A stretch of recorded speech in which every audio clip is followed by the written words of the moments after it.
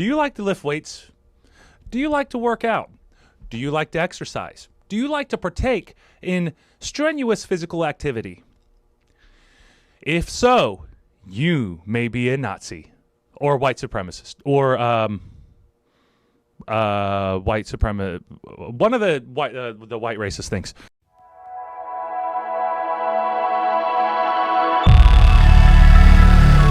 Oh, hey,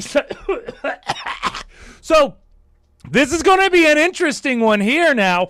I had no idea, and I don't have any idea because I don't know anything. But this is what I do know. I do know that fitness is just fitness. People just like to exercise because they enjoy it, or they like to look good, or they like to feel good. All these different reasons why you would work out and the motivations for it. Now, we are all human, and we all have opposing ideas. So certainly people with opposing ideas could still come together in the gym and do something that they enjoy because it's a human thing. It's an activity that you do. But MSNBC, or a writer for MSNBC, thinks that there is a rising wave of white supremacist fitness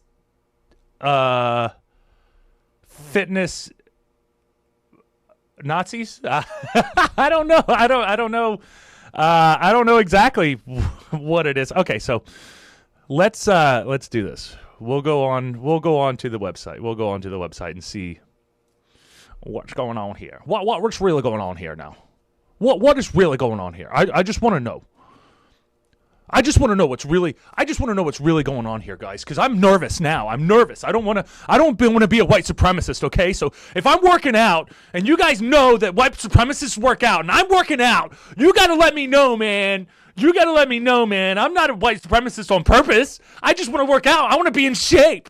Can I be in shape? Oh, man. I swear, like, people are getting more and more fucking stupid by the day.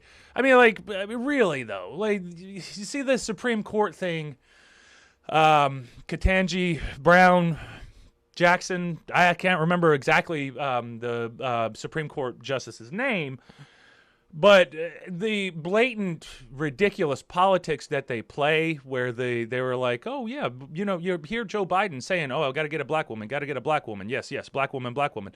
And then you're literally hired because your genitals, she got hired because of her genitals, because he needed a black woman. It is what it is. And then she, who is in that position because she is a woman, cannot answer what a woman is. You see how ridiculous things are getting here? You see how blatantly ridiculous things are getting here? And that's a Supreme Court justice, not a biologist. Get it? Not a zoologist, but I know what a dog is, right? Oh, there's a lot of not so good things with all of this stuff. And what does it all mean? Where is this all going? Where is this all going? Anyway, back to the pandemic fitness trends. White supremacists' latest scheme to valorize violence, hypermasculinity, has gone digital.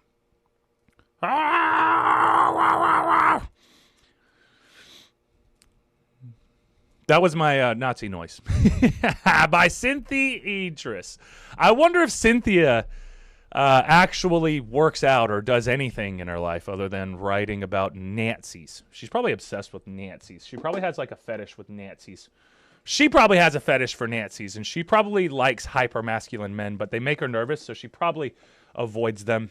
I don't blame you, darling. I don't blame you. Was that sexist? Did that sound sexist?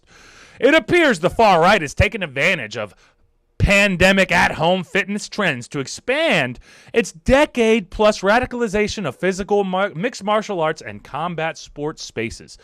You mean just young men like to fight? That's more like what it is. And young men like weightlifting, and young men like that type of stuff. Not all. I mean, there's a lot of women who like this stuff too, and there's a lot of good women fighters too. I do like my women fighters. Earlier this month, researchers reported that a network of online fascist fitness chat groups on the encrypted platform Telegram are recruiting and radicalizing young men with neo-Nazi and white supremacist extremist ideologies. Initially lured with health tips and strategies for positive physical changes, yay! New recruits are later invited to closed group chats where the far-right content is shared. All of our bad far-right content. What do they even say? Do they say, like, white people are better than everybody? Is that, like, how they convince... I mean, what are they saying to teenagers to make them want to join fasci fitness? You know, like, what are they saying?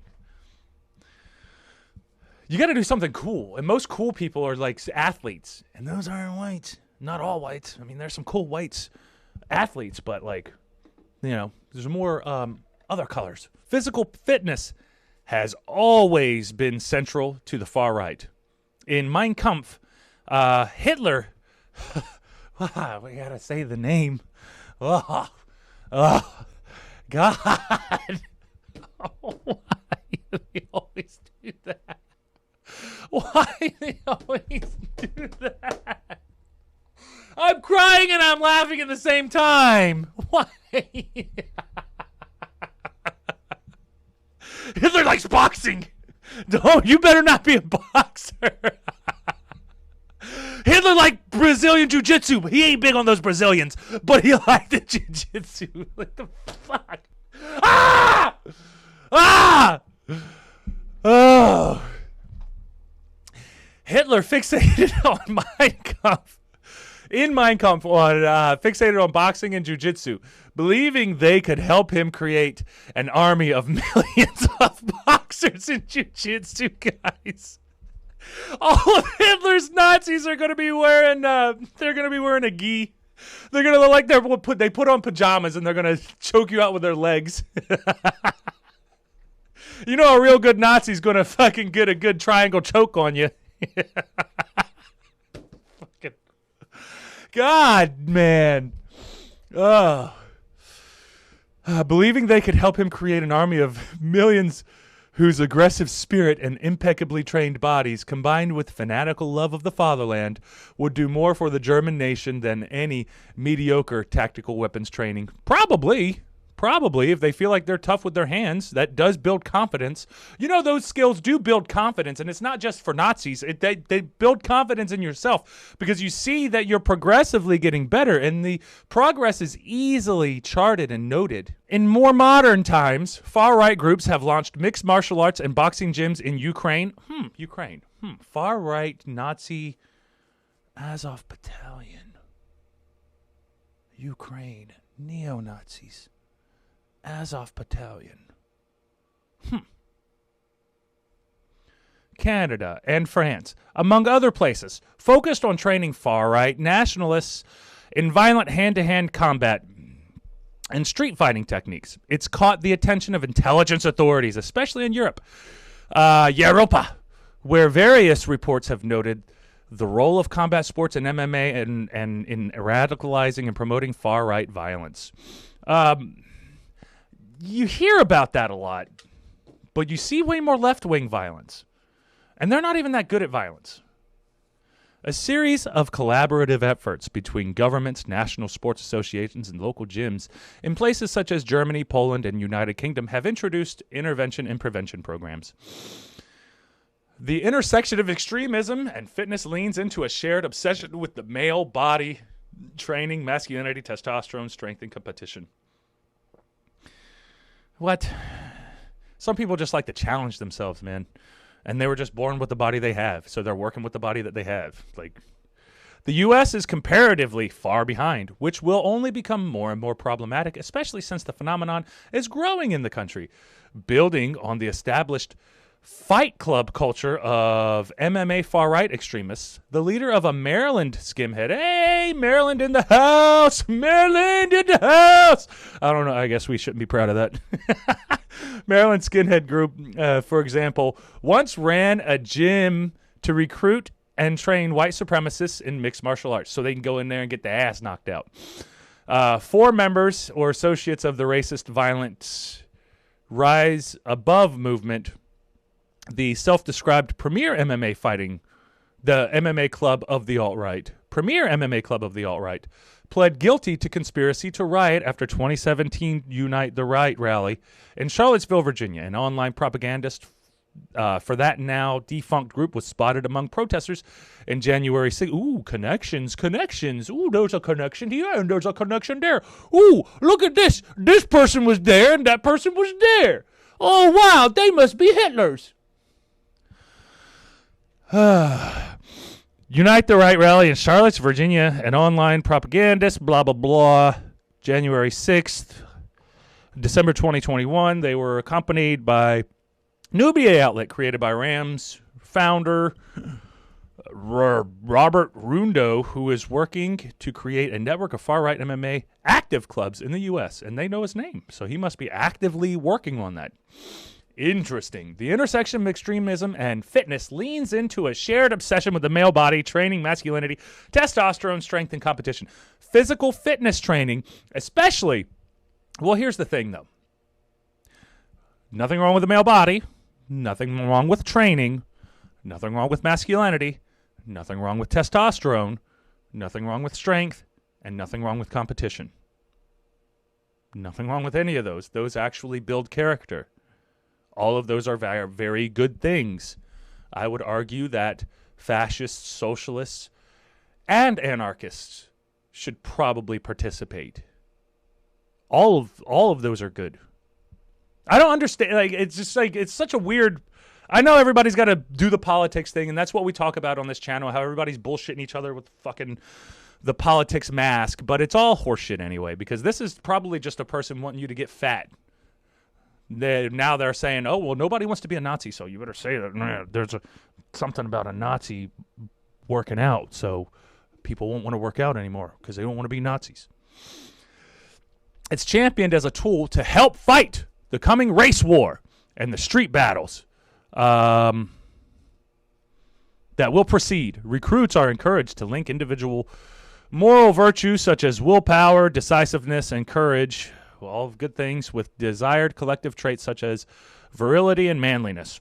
This also works in reverse, with white supremacists encouraging potential recruits or activists to stay in good shape as a way of managing self-presentation to the public. The neo-Nazi blogger Andrew Anglin advised his followers that fat people should be required to commit to losing weight if they stay involved with groups or in-group, noting continued obesity should not be tolerated. Was that like a white nationalist guy saying that he don't like fat people? So now you're saying that non-fat people are Hitler? Like, you see, like, you can take any example and then put it in there because we're all people and we're all parts of, like, we all participate in different aspects of life. Fitness, of course, is a staple and a hobby for many people for whom it is enjoyable and rewarding for brain health and overall well-being. Physical fitness channels dopamine, adrenaline, serotonin in ways that literally feel good. Yeah. Intertwining those feelings with hateful and dehumanizing ideas while promoting the concept of physical warriors are needed to create strength and dominance to defend one's peoples from perceived enemy makes a dangerous and powerful cocktail for radicalization. For those of us working to find better pathways to reach at-risk youth, understanding ways that far-right groups recruit and socialize youth in ways to go well beyond rhetoric and ideas is crucial. It's critical that leaders, including parents, physical trainers, gym owners, coaches, and others in the fitness world understand how online grooming and recruitment can intersect with spaces that we generally think of as promoting health and well-being.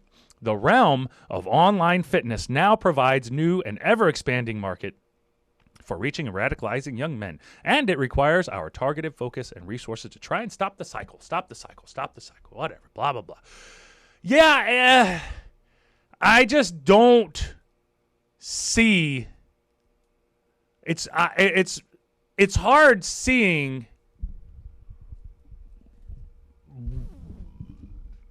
too much of the correlation there. I've never once thought that fitness was fascist. I mean, it's so weird, man. It's like, what? But what are you going to do? What can we do? What can we say? People are crazy. People always try to make up all kinds of things. Like, what do you do with the article like this anyway? What do you do with it? You say, oh, I don't want to be fascist, so I'm not going to work out. Or you just, you don't want people being recruited into hardline ideological groups. A lot of what the hardcore ideological groups are doing is not the hardcore ideological parts. If they're doing physical fitness and stuff like that, lay off of that, lay more onto the skinhead part. If you're at an MMA gym and they're skinheads, then be like, oh, the whole skinhead thing's probably stupid. Maybe practice trying to be a good fighter, but who are you worried about that dumb shit for, man? Lower level thinking. You're doing lower level thinking here. And there are going to be a lot of lower level thinkers. We deal with them every single day. You go outside, you deal with lower level thinkers. So you have to stay on top of it, and you have to be vigilant, because there's people trying to get you into traps all over the goddamn place. All over the place. All over the place. But is fitness, is this... I don't know, man, because it says more about, it seems more like this was aimed about fitness, fashy fitness, but in reality, it's more talking about like boxing gyms and MMA gyms and things like that. But that's where young men high on testosterone are going to be going anyway. So that would be where they would be recruiting. So that does make sense that that's where you would want to recruit if you want to recruit young men for your whatever your group is. Whatever your group is, I'm sure that they've got recruiters out there trying to work on them. And yes, it is dumb that there are people out there that are still calling themselves Nazis, even though Nazis haven't been around since the 1940s. Still, you have all these people romanticizing all of these old ideas and trying to come into the new world with it, but none of us are going to deal with it. We all know what's going on. We all get it. There are always things to work on. There are always these traps out here. There is always all this stuff. And it is horrible. It is dumb. But I don't think that the white supremacist thing is working out and stuff like that. It's a ridiculous article. They have some valid points, because no matter what, if you're an ideologically possessed group and you're trying to get young men who you can convince who don't have their own view of the world yet, and you're going to shape their view, I could understand why you would be going to MMA gyms and gyms in general to be trying to find young men to recruit, and then encouraging them in that way could be a slippery slope down that path. But I just feel like, I don't know, maybe I'm unaware and I'm uninitiated, so I don't really see it, and I don't really come from people or groups or my family we didn't really focus on race and all that other good stuff, so it wasn't really like it wasn't really like a thing for us. But it does seem like it is a thing for people. So there is something to be said for that. But at the end of the day, guys, go out there, don't work out too hard. Don't work out too hard, or you're going to be oh, there's a bunch of bad M words I could have did there. Whoops.